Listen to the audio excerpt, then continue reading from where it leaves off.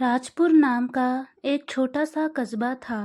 हरे भरे खेतों, मिट्टी की महक और लोगों की सादगी से भरा हुआ। उसी कस्बे के किनारे बसी एक पुरानी बस्ती में रहता था 16 साल का आयान। आयान का घर बेहद साधारण था। कच्ची दीवारें, टीन की छत और एक छोटा सा आंगन। घर में सिर्फ उसकी माँ और छोटी बहन जोया थी। पिता की मौत तब हो गई थी जब आयान केवल 10 साल का था। उस दिन से घर की सारी जिम्मेदारी उसकी माँ के कंधों पर आ गई थी। आयान को पढ़ाई से बहुत लगाव था। वह सपने देखता था कि एक दिन बड़े होकर इंजीनियर बनेगा और अपनी माँ को उस गरीबी से बाहर निकाल लाएगा जिसने उनके जीवन को जैसे कैद कर रखा था।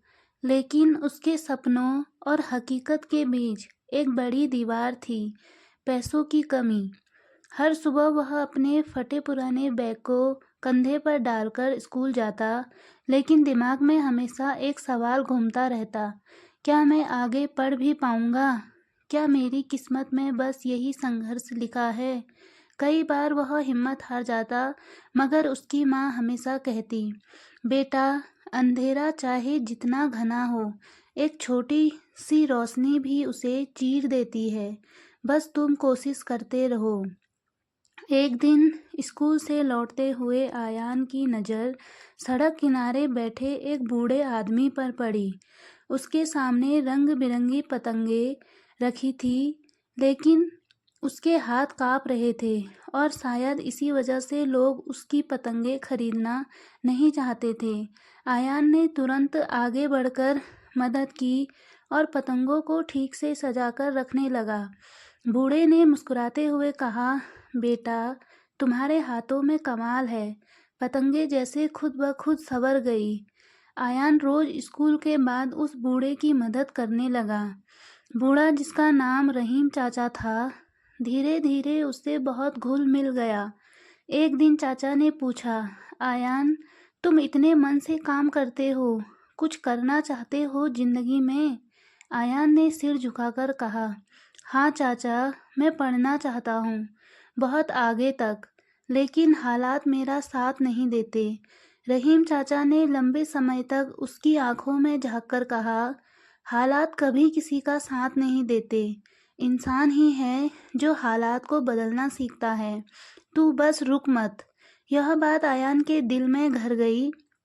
एक शाम जब वह घर लौटा तो देखा कि उसकी माँ बेहद परेशान थी।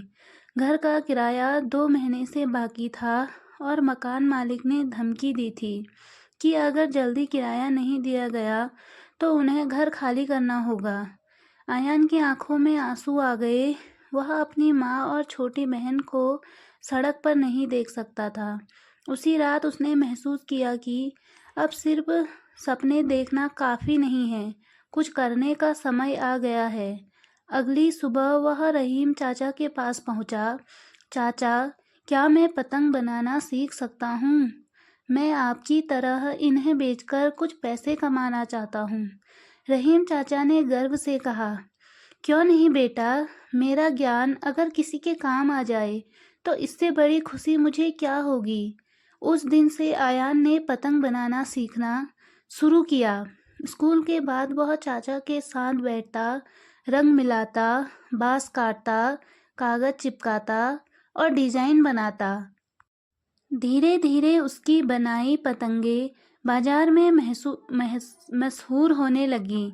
लेकिन मुश्किलें यहीं ख़त्म नहीं हुई।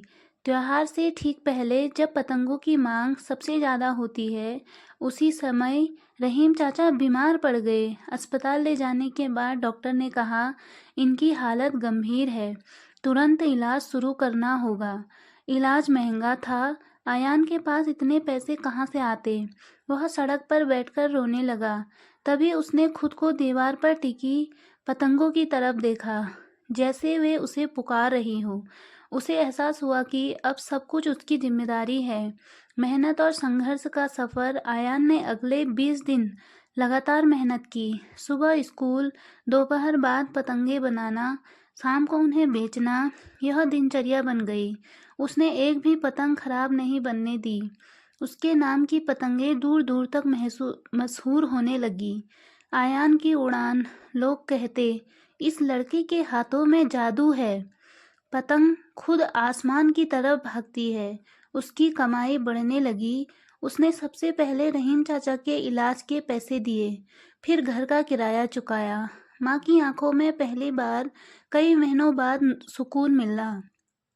लेकिन अभी भी उसके मन में एक सवाल था, क्या वह अपनी पढ़ाई जारी रख पाएगा? एक रात वह आंगन में बैठा आसमान देख रहा था। उसकी पतंगें हवा में नाच रही थी। तभी माँ उसके पास बैठ गई। बेटा, तूने अकेले जितना लड़ाई लड़ी है, उतना कई लोग पूरी उम्र में नहीं लड़ पाते। तू पढ़ेगा, जरूर पढ़ेगा। हम थोड़ा और बचत करेंगे, और रहीम चाचा ने भी तुम्हारी मेहनत के पैसे सहेज कर रखे हैं। वह सब तुम्हारी पढ़ाई के लिए हैं। अयान की आंखों से आंसू बह निकले। कुछ महीनों बाद स्कूल में एक बड़ी प्रतियोगिता हुई, नेशनल साइंस इनोवेंस चैलेंज। इसमें वही छात्र भाग ले सकते थे जो कुछ नया आविष्कार करे या कोई अनोखा मॉडल तैयार करे। अयान ने सोचा, क्यों न पतंगों से ही कुछ नया बनाया जाए। वह दिन रात जुट गया। उसने एक ऐसी पतंग डिजाइन की जो हवा के दबाव की दिशा और तीव्रता को माप सकती थी। यह मॉडल इतना अनोखा था कि न सिर्फ स्कूल बल्कि पूरे जिले में चर्चा का विषय बन गया। कई दिनों की मेहनत के बाद जब प्रतियोगिता का परिणाम आया तो उसका नाम सबसे ऊपर था। आयान ने पहला स्थान हासिल किया था। पुरस्कार स्वरूप उसे एक बड़ी स्कॉलरशिप मिली, जिससे उसकी आगे की पढ़ाई का रास्ता पूरी तरह साफ हो गया। माँ रोई, रहीम चाचा खुश हुए और पूरा कस्बा गर्व से भर गया। समय बीतता गया। आयान ने मेहनत जारी रखी और इंजीनियर कॉलेज में दाखिला पा लिया। उसकी सोच और प्रतिभा की वजह से उसे कई बड़े प्रोजेक्ट मिले। पढ़ाई पूरी होते ही उसने एक छोटी कंपनी शुरू की, उड़ान टेक्नोलॉजीज। इस कंपनी का उद्देश्य था सस्ते और पर्यावरण अनुकूल ड्रोन बनाना, ताकि किसान अपने खेतों की निगरानी कर सके, फसलों को नुकसान से बचा सके और नए तरीकों से खेती सुधार सके। उसकी पहचान राष्ट्रीय स्तर पर होने लगी। लोग कहते, जो लड़का कभी किराए के पैसों के लिए तरसता था, आज लोगों को नौकरी दे रहा है। एक दिन उसने अपनी कंपनी में एक विशेष समारोह रखा, जिसमें उसने सबसे पहले रहीम चाचा को सम्मानित किया। अगर चाचा मुझे पतंग बनाना नहीं सिखाते, अगर उन्होंने मुझ पर विश्वास न किया होता, तो मैं आज यहाँ नहीं होता। आयान ने भावुक होकर कहा। चाचा की आंखें भीग गईं। उन्होंने कहा, बेटा, तूने साबित कर दिया कि जब नीयत साफ हो और हिम्मत कायम रहे, तो एक मामूली सी पतंग भी इंसान को आसमान तक पहुंचा सकती है। जिंदगी में मुश्किलें हर किसी के हिस्से आती हैं। फर्क सिर्फ इतना होता है कि कोई उन्हें बहाना बनाकर बैठ जाता है और कोई उन्हें सीढ़ी बनाकर ऊपर चढ़ता जाता है। आयान की कहानी हमें सिखाती है, हालात चाहे जितने भी बुरे हों, हिम्मत मत हारो। छोटी छोटी चीज़ें भी बड़े सपनों की नींव बन सकती है। मेहनत, विश्वास और उम्मीद, ये तीन चीज़ें मिलकर इंसान की किस्मत बदल देती है। किसी की छोटी सी मदद भी किसी की ज़िंदगी में बड़ा मोड़ बन सकती है। और सबसे बड़ी बात, अगर आपका दिल सच्चा हो और आपकी कोशिश लगातार हो, तो आपकी उड़ान कोई नहीं रोक सकता। अगर आपको ये स्टोरी अच्छी लगती है तो प्लीज़ लाइक, सब्सक्राइब, कमेंट करें।